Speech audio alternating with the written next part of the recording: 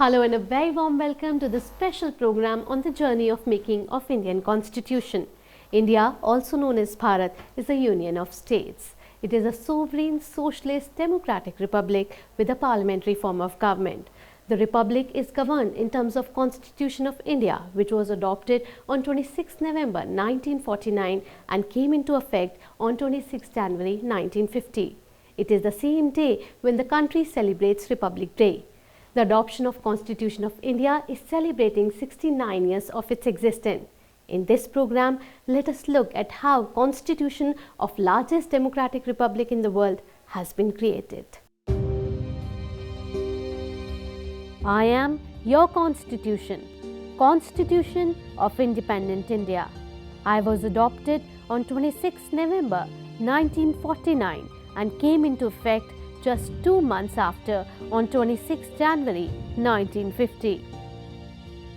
On this day, I made India sovereign, socialist, secular and democratic republic.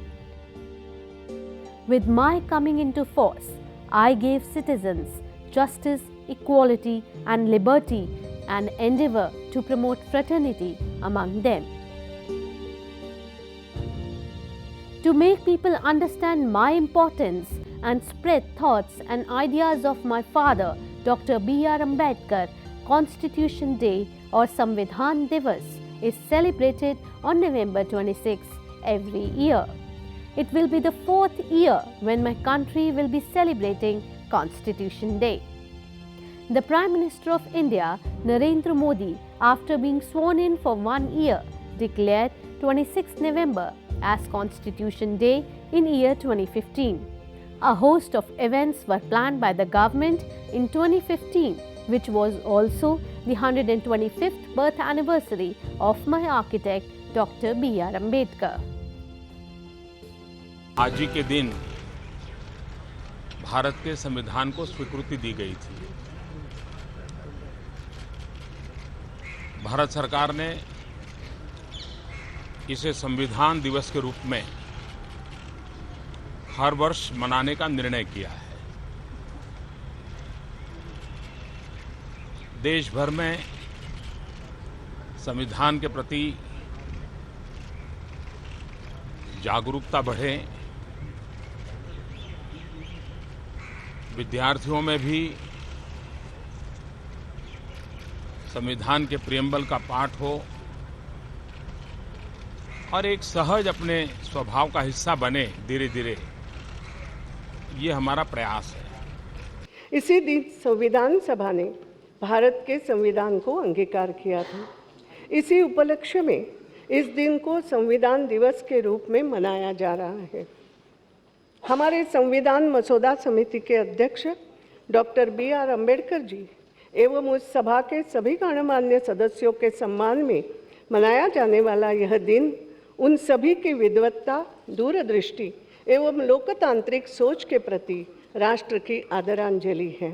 मुस्लिम समाज के कुल मिलाकर 72 फिरके होते हैं। 72 फिरकों से अधिक फिरके मुस्लिम समाज के नहीं हैं। 72 के 72 फिरके इस्लाम को मानने वाले किसी देश में प्राप्त नहीं होते हैं। यदि 72 के 72 फिरके यदि मिलते हैं तो दुनिया के इकलौते देश केवल भारत में मिलते हैं अध्यक्ष महोदया, और कहीं नहीं मिलते। इस हकीकत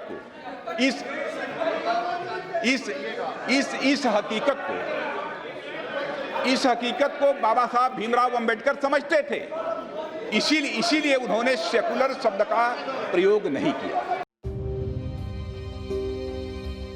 The citizens of India pay great tribute to the framers of me. They view that it is this holy book that gave them the right to choose their representatives and consequently also subject to certain duties and obligations. संविधान हमारे देश का एक बहुत बड़ा पर्व है। हम इसको बड़े ही अपनी आत्मीयता से मनाते हैं और इसको एक आत्मा मानते हैं और हम उस पर पूरा का पूरा विश्वास रखते हैं। संविधान पे हमें विश्वास है, पर लग रहा है कहीं ना कहीं संविधान is being twisted for the vote bank. हम आज के समय में देखते हैं कि स्कूलों में गीता पढ़ाने के लिए, रामायण पढ़ाने के लिए बोला जाता है, पर हमारे देश में कक्षाओं में, स्कूलों में संविधान को पढ़ाने के लेके कोई एक खास रुचि नहीं बनाई जाती। संविधान उतना ही ज़रूरी है किसी भी देश के लिए जितना कि एक व्यक्ति की रीढ़ की हड्डी। अगर किसी व्यक्ति की रीढ़ की हड्डी निकाल दी जाए या ख़राब हो जाए तो वो व्यक्ति हर तरह से चलने में, बोलने में असमर्थ हो जाता है। उसी प्रकार अगर कॉन्स्टिट्यूशन की पहचान सही से देश में ना करी जाए तो उस देश का डेवलपमेंट बिल्कुल ख़त्म हो जाएगा। कॉन्स्टिट्यूशन में रिजर्वेशन का प्रावधान है, वो बैकवर्ड क्लासेस के लिए है, तो बैकवर्ड क्लासेस में मैं कहना चाहूँगा सामान्य वर्ग है उसमें बैकवर्ड क्लासेस होती है, तो उनको आरक्षण क्यों नहीं देते? American lawyer Patrick Henry once said, "The Constitution is not an instrument for the government to restrain the people. It is an instrument for the people to restrain the government." My power can be defined from the fact that I am country's supreme law and defines the framework of basic political principles. I am a living document and establishes the main organs, executive, legislature and judiciary, defining their powers, demarcating their responsibilities and regulating the inter-se relationship.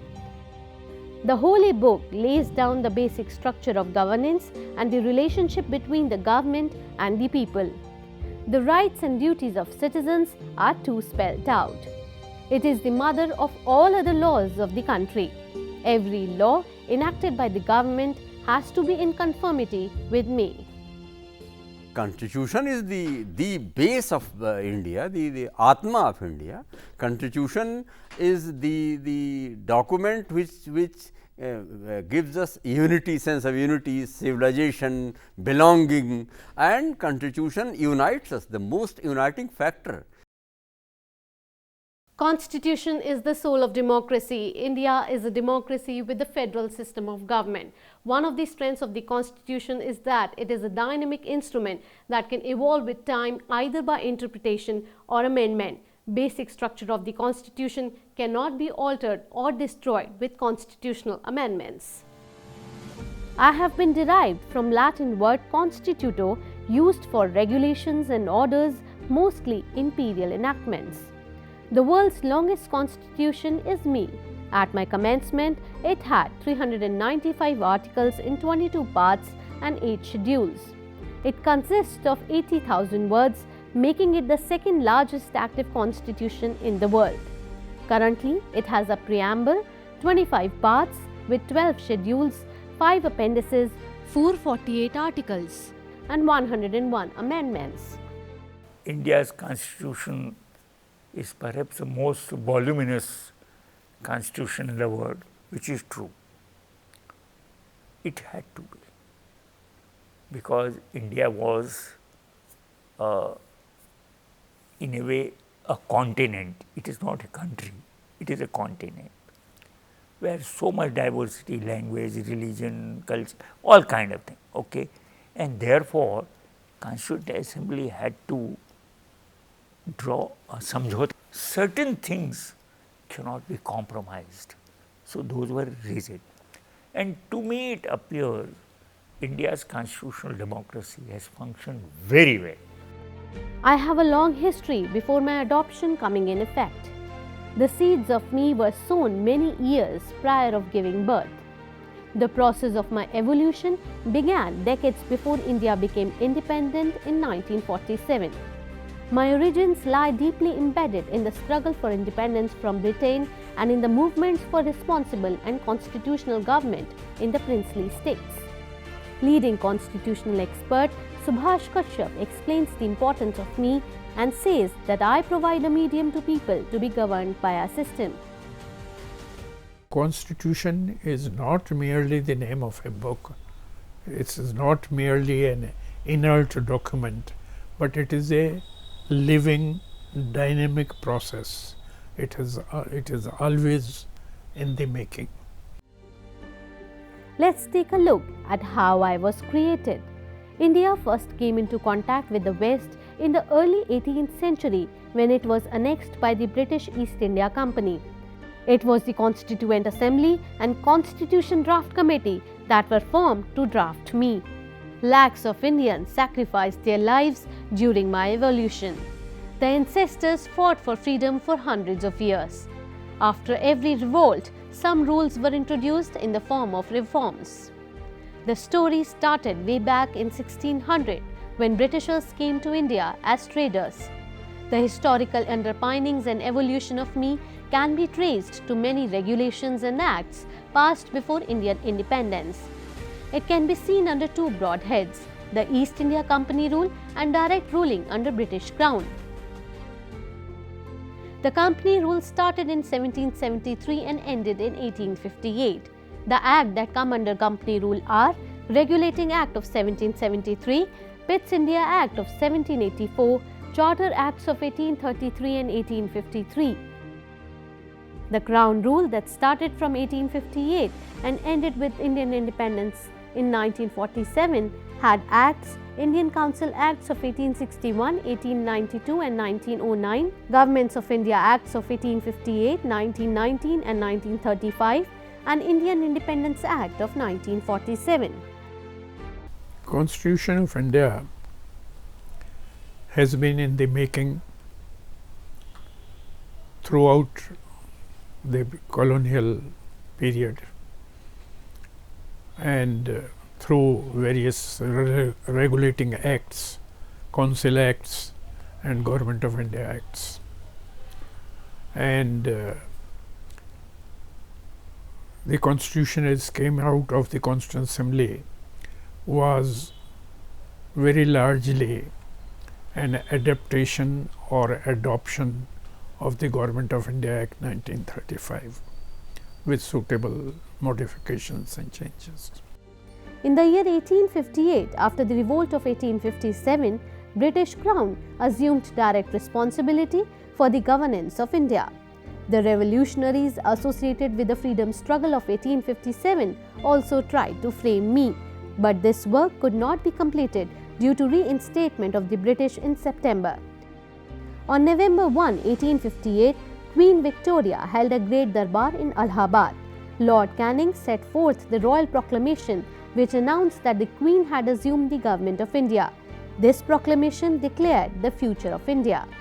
The East India Company rule lasted until 1858 with the Government of India Act 1858 after the revolt of 1857.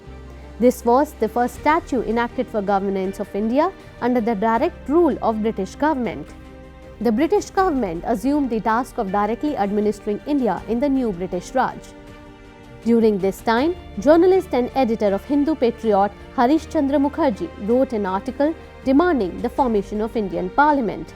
The developments led to the passing of 1861 and 1892 Indian Council Act. These acts constituted the governing council of the Governor and the Governor General and designated their powers. Subsequently, the Indian Councils Act 1909 on Minto-Morley reforms was passed in an attempt to widen the scope of Legislative Council, placate the demands of moderates in Indian National Congress and to increase the participation of Indians in the governance. At the time, the seat of Secretary of State was with Lord Morley and the Governor General was Lord Minto. The Act enlarged the size of the Legislative Council, both central and provincial. It introduced separate and discriminatory electorate. The electorate was decided on the basis of class and community. For the provincial councils, a provision of 3 categories were made, that is general, special and chambers of commerce. However, for the central council, a 4th category, Muslims, was added. This was for the first time that the seats in the legislative bodies were reserved on the basis of religion of Muslims. It was for the first time an Indian became a member of the Viceroy's Council and became a member of the British Ministry. He was Satyendra Prasad Sinha. The Britishers were sowing seeds of appeasement in the name of reforms and many acts were passed by British Parliament. In this continuation, Government of India Act 1919 was passed to further expand the participation of Indians in the Government of India. This act is also called Montagu-Chelmsford Reforms or simply Montford Reforms. The Government of India Act 1919 had a separate preamble. The spheres of the central and provincial governments were demarcated by a division of subjects into central and provincial. The scheme of dual governance, diarchy, was introduced in the provincial subjects. On August 20, 1917, British government made a declaration that the policy of His Majesty's government is that of increasing association of Indians in every branch of administration and gradual development of self-governing of institutions. The act introduced for the first time bicameralism at centre. Mahatma Gandhi's statement in 1922 proved fight against Britishers. He said, "Swaraj will not be a free gift of the British Parliament. It will be a declaration of India's full self-expression. That it will be expressed through an act of Parliament is true. Swaraj can never be a free gift by one nation to another. It is a treasure to be purchased with a nation's best blood. It will cease to be a gift when we have paid clearly for it." The leaders of the national movement started demanding for grant of responsible government in India from 1890 onwards, and by 1916 the voice of desire to have me was loud and clear.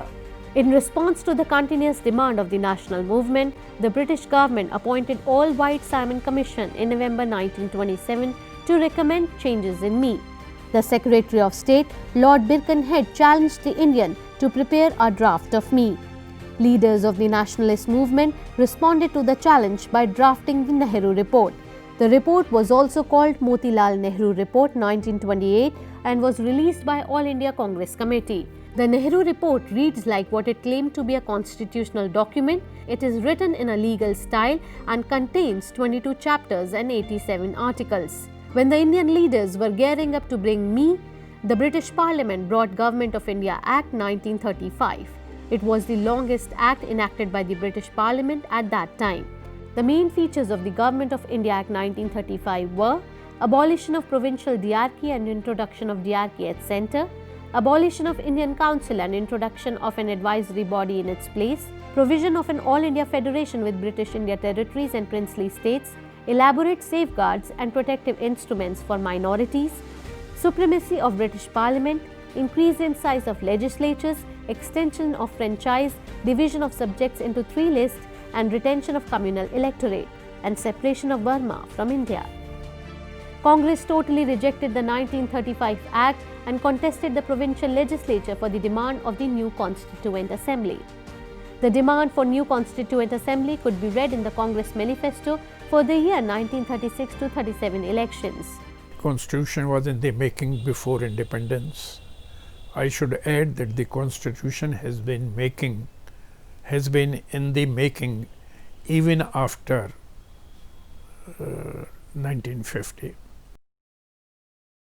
The Constitution of India is the rule book for the democratic governance of India. The Constitution of India is framed by the Constituent Assembly established under the Cabinet Mission Plan of 1946.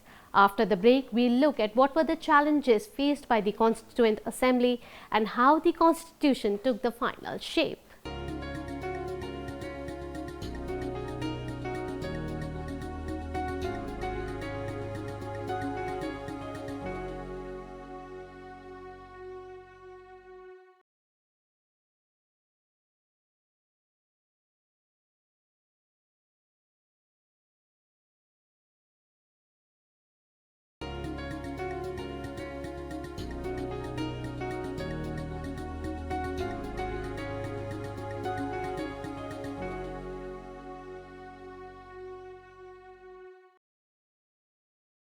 Welcome back after the break. You're watching a special series on the journey of making of Indian Constitution. 26th November is celebrated as Constitution Day or Samvidhan Divas. The Constitution took a significant amount of time to be framed. The drafting of Constitution is now considered to be a monumental feat of democracy for which the members deserve immense respect. The idea of Constituent Assembly for India was put forward for the first time by M.N. Roy in 1934. Until May 1, 1945, there was no important work done in the direction of framing me. After July 1945, the Cabinet Mission drafted a constitution building work to build one member from 10 crore population. This offer unfortunately did not spell out, as the vague aspect proved that the British reluctantly agreed to this idea of Constituent Assembly and were not serious about its implementation. The Congress Party started on a fresh note and initiated the individual civil disobedience movement to register their protest. In 1942, the British government appointed Crips Mission. The Crips proposals categorically stated that framing me would be the sole responsibilities of the Indians alone. In July 1946 itself, a committee consisting of Nehru as the chairman and Asif Ali, K.T. Shah, D.R. Gadgil, K.M. Munshi, Humayun Kabir, R. Sanathan and N. Gopalaswamy Iyengar as members was constituted to prepare material and proposals for framing me. The Constituent Assembly met for the first time in New Delhi on 9th December 1946 in the Constitution Hall, which is now known as Central Hall of Parliament House. On 11th December, Dr. Rajendra Prasad was chosen by election as the first permanent chairman of the Assembly. The Constituent Assembly consisted of some of the wisest and the most learned men, distinguished jurists and others. And in their wisdom, they decided largely to continue the system that had already been developed. And they made only the minimum necessary changes resulting from the independence of the country. Overwhelmed and jubilant, the honorable members sat in semicircular rows facing the presidential dais. The desks, which would be warmed electrically, were placed on sloping green carpeted terraces. Those who were sitting in Constituent Assembly, they were men of very broad heart and broad shoulder, and they had such a great accumulated experience of working in a society and understanding of other societies also.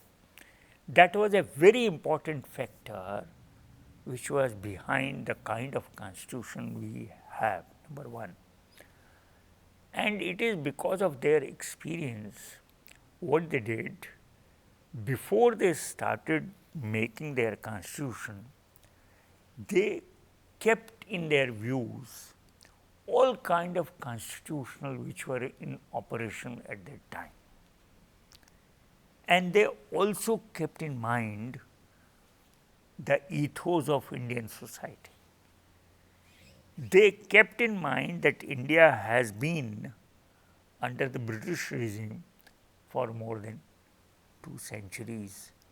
Number two, they also knew that some kind of parliamentary system India has already experienced, maybe 1935 Act, maybe the later commission. So some exposure was there. Those who adorned the first row were Pandit Jawaharlal Nehru, Maulana Abul Kalam Azad, Sardar Vallabhbhai Patel, Acharya J.B. Kriplani, Dr. Rajendra Prasad, Sarojini Naidu, Hari Krishna Mehtab, Pandit Govind Ballabh Pant, Dr. B.R. Ambedkar, Sarat Chandra Bose, C. Rajagopalachari and M. Asif Ali. 207 representatives, including 9 women, were present. The last 2 days, Dr. Ambedkar and Dr. Rajendra Prasad, both in different words, had said that whether the Constitution proves to be good or turns out to be bad will depend upon how it is actually worked in practice, and who are the people who are called upon from generation to generation to work it. If they are men of character, if they are men of competence, men of integrity, then even if the Constitution has some defects, it will prove to be good. The inaugural session began at 11 a.m. with the introduction of Dr. Sachidananda Sinha, the temporary chairman of the Assembly, by Acharya Kriplani. The first day's proceeding ended after all the 207 members present submitted their credentials and signed the register. The Constituent Assembly took almost 3 years, 2 years, 11 months and 17 days to be precise, to complete its historic task of drafting the Constitution for independent India. During this period, it held 11 sessions covering a total of 165 days. Of these, 114 days were spent on the consideration of the draft constitution. As to its composition, members were chosen by indirect election by the members of the provincial legislative assemblies according to the scheme recommended by the Cabinet Mission. The total membership of the assembly was to be 389. However, as a result of the partition under the Mountbatten Plan of 3rd June 1947, a separate constituent assembly was set up for Pakistan and representatives of some provinces ceased to be members of the assembly. As a result, the membership of the assembly was reduced to 299. On 13 December 1946, Pandit Jawaharlal Nehru moved the objectives resolution. This Constituent Assembly declares its firm and solemn resolve to proclaim India as an independent sovereign republic and to draw up her future governance as me. This resolution was unanimously adopted by Constituent Assembly on 22nd January 1947. Late in the evening on 14th August 1947, the Assembly met in the Constitution Hall and at the stroke of midnight took over as the Legislative Assembly of an independent India. The notable constitutions of other countries were first consulted. They accepted American model but not presidency. They accepted British model parliamentary system, but still they gave a lot of power to Indian Supreme Court. So much so that in America, the entire constitution has been rewritten. Entire polity is different than what it was when the constitution was adopted. And largely this happened because American Supreme Court exercised the power of judicial review. On 29th August 1947, the Constituent Assembly set up a drafting committee under the chairmanship of Dr. B.R. Ambedkar to prepare a draft of me. While deliberating upon the draft of me, the Assembly moved, discussed and disposed of as many as 2,473 amendments out of a total of 7,635 tabled. Constitution makers made the constitution partly flexible and partly rigid. The three organs of governance, Parliament, Executive drawn out of Parliament and accountable to Lok Sabha, and independent judiciary, they are the pillars of our democracy. The accountability is there, flexibility is also there. Elections, for holding elections, an independent election commission is there. For holding institutions to account, judiciary is there, judicial review is very vital in our country. I was adopted on 26 November 1949 and honourable members appended their signatures to it on 24 January 1950. In all, 284 members actually signed on my holy book. The then President of Indonesia, Sukarno, was the first guest of honour in India for the Republic Day celebration in 1950. Prem Bihari Narayan Raizada wrote my entire holy book in a flowing italic style in the best calligraphic tradition of our country. Nandalal Bose took up the historic task of beautifying and decorating the original manuscript of me. The original copy of me is kept under helium-filled box in Parliament Library building. I was ready on 26 November 1949 and was implemented on 26 January 1950. We are proud to be the strongest democracies in the world, and it is all because of the extensive and comprehensive constitution that our makers have drafted. Today, as we have entered the 69th year of the making of Indian Constitution, our Constitution still stands as a shining beacon of our democratic governance. And it is all because of our members of the Constituent Assembly that our flag flutters proudly over the Parliament of India. That's all we have in this special series. Thank you for watching. Goodbye.